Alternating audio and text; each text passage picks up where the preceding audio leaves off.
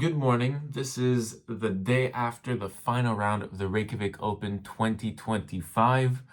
I am playing Daniel Savage, who is 2180, so a pretty strong player. I have the white pieces, and this is the recap. So I started with e4. My opponent went c5, the Sicilian. He usually doesn't play this. He usually plays g6. And this tournament, I had a really bad game 2 games ago against g6. So the fact that he went c5 kind of took me out of my prep immediately because I was expecting g6, banking on the fact that this guy was going to play something that I didn't perform well against. So I played knight f3 then, and basically this guy had prepared the Kalashnikov for the entire tournament and only got to play it once. So I only saw one Sicilian by him, and it was against a grandmaster in previous rounds. So here he kind of just like tracked my games and knew exactly what to do for like the first autopilot 11 moves. So queen takes c8. This is still book for both of us. I go bishop b2 immediately, castles, and now a3. Now I'm still in book. But I only know b4. b4, knight d5 is kind of surprising. But my opponent goes knight a5. And from here on out, I'm lost. I don't know what to do.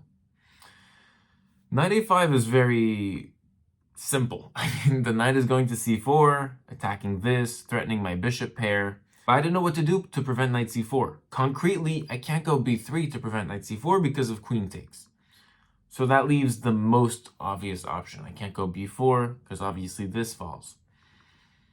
So I don't want to go something passive with bishop c1. And I think here, for 27 minutes, like this is an outrageous turn, especially given the fact that I've taken -3 minutes for the first 13 moves of this game. And so my best guess, my second best guess, this is not what I played, but my second best guess was bishop g5. Here, I thought that knight c4 takes. So I want to gain the d5 square, forgetting about the bishop pair. And now I play queen d5. Though I rejected this on account of rook fc8. And I thought that black has the chances here. If anyone, black has the chances here. Castling on this is a good move, but it looks nightmarish after b4.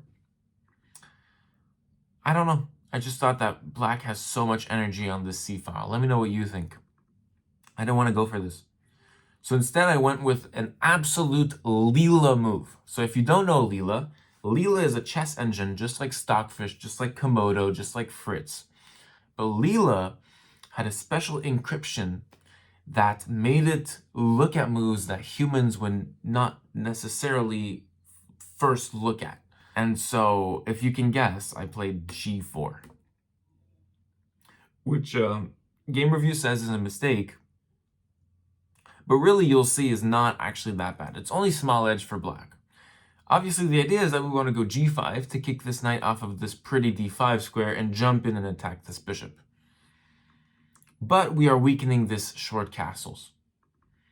It's a very crazy move, super ambitious. So I spotted this maybe 20 minutes into my turn, and I just was like, g4, g4, g4, g4, kind of like tunnel visioning it for myself. So knight c4, and my idea is to go all the way back to c1, defending this pawn. Now the bishop, you can say that, it lost a tempo. It went to e3, then back to c1. And you'd be right. My opponent now plays the best move possible, and it's an absolute strike. d5. Opening lines on my queen that's extremely passive, and also opening up the bishop on like this area, which is kind of at risk because my knight is sorely defended. So on g5, the main premise is that knight takes e4. So you use the knight and the last pawn move to make the knight takes e4 work. And that's pretty annoying. So I can't go with my g5 plan. And now my g4 pawn just looks kind of weird. So I go takes, knight takes, pawn takes. I'm up a pawn, but it doesn't feel like it. And then my opponent goes f5. He goes really quick. Like, he still has an hour and 15 minutes on the clock. He played this in 1:46. He just wants to open up lines like this. Looks scary. But after castles, you'll realize that the eval bar, if it is on the screen, is not exactly tilting towards black. This position is equal. So I misevaluated this position. I thought that this is just better for black, because it's as if white castled here and then decided to play g4, which is outrageous. Like, this would never happen in a normal chess game. So only because it was g4 first and then castles makes it pretty funny. Now my opponent plays f4. Best move, we thought after the game that e4 was much better because it keeps this idea while threatening f4, f3. And f4 allowed what I played in the game. Here, takes, queen takes equalizes with d6.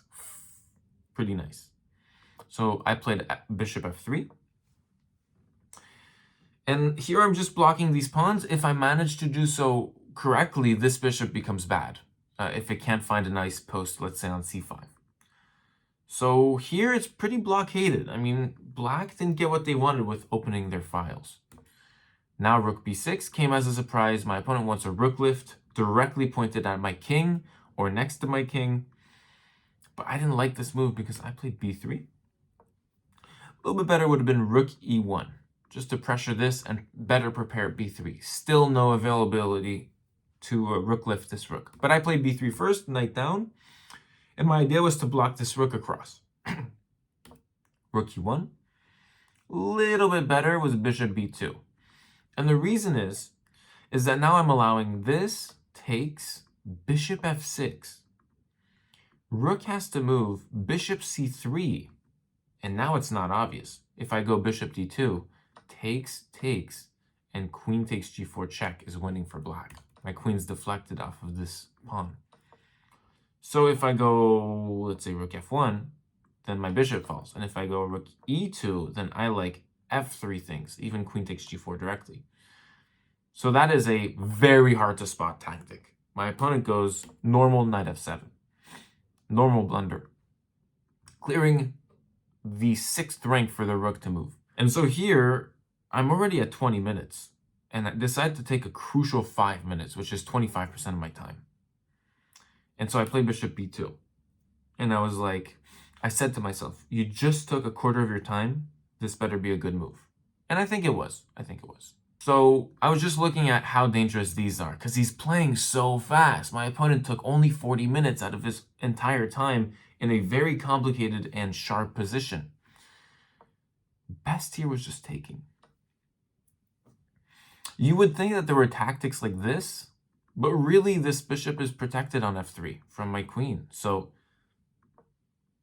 bishop takes f4 is completely available, and it's just a pawn up. So I completely missed this. It's like super amateur hour. So bishop b2 threatening this, and now my opponent goes rook h6, which again, he's playing this so fast. He played this in 30 seconds that you're like, what? Do you think you're checkmating me? Like, and he's not though, because like there's nothing entering quite yet. The thing I was the most scared of is maybe something like this, which we'll see later in the game. I played c4. The idea is on takes, I have rook c1.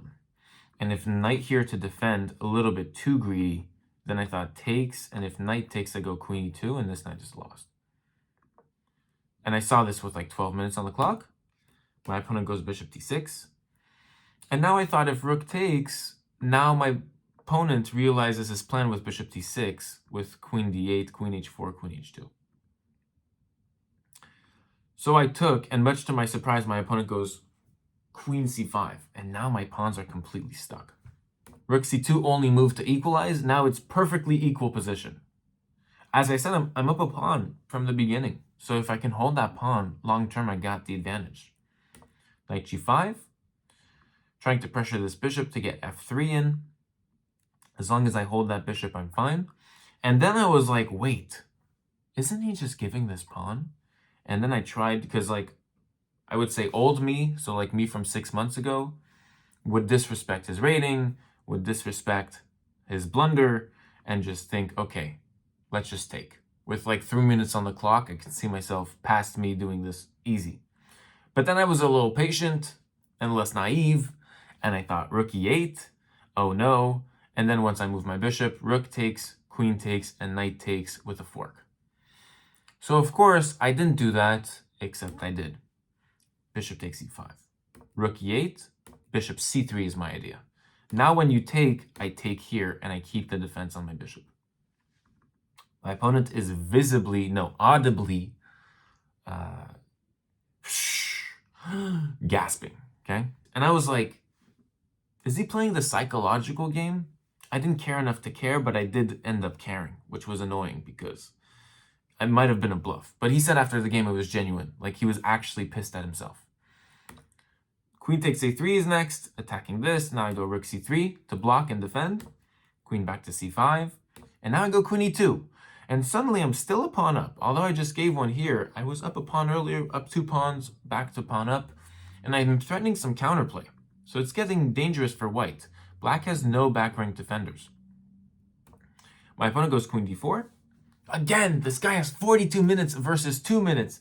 And I have to make time control in 8 moves. So that is worth a piece in itself. We don't know how good of a piece, but it's worth a piece. And here I think for a while, what is the threat? What is the threat? What is the threat? It looks like such a nothing move. And I thought of this, right, to go here, obviously, but it's covered. This is probably the move I'm regretting the most in this tournament. Because rook b3 is like so obvious that it's threatening this, takes, and mate. And it's the best piece of counterplay. Black has nothing here. Like this is like just like a small improving move. And I'm threatening check, and then king here, and then this would be close to mate. And this is the beginning of the end. White is completely winning in this position. But I played queen d3.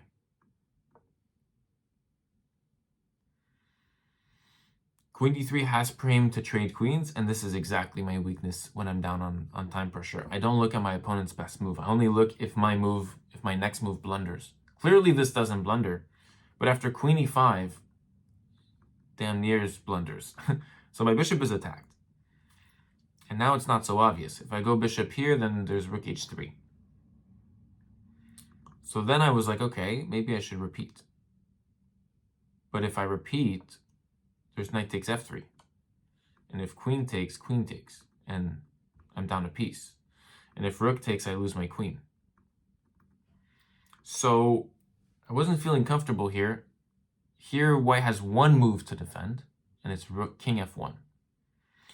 And now on the threat, rook h3, queen e2 is all sunshines and rainbows because this king defends the bishop. So let's say everything gets taken here. Sunshines and rainbows. So I played rook c1 with a minute left, with 38 seconds left on the clock. And now rook h3, and I go, oh. So sad because I was winning. So I attack the queen, best try. If rook takes, I can take the rook. If knight takes, I can take the knight. Queen back is all he has to do. Defend this knight. And now I don't have a tempo move, but I try queen f5. And it's already losing, but yeah, knight takes f3 is let in. The point is that on king g2, which would have attacked 2 pieces, now there's knight h4, check, winning my queen.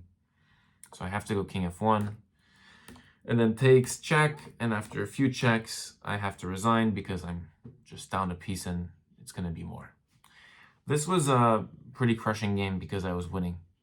And I played the kind of like a pseudo-genius move, g4. Like super ambitious. I really went for it. I was calculating everything this game.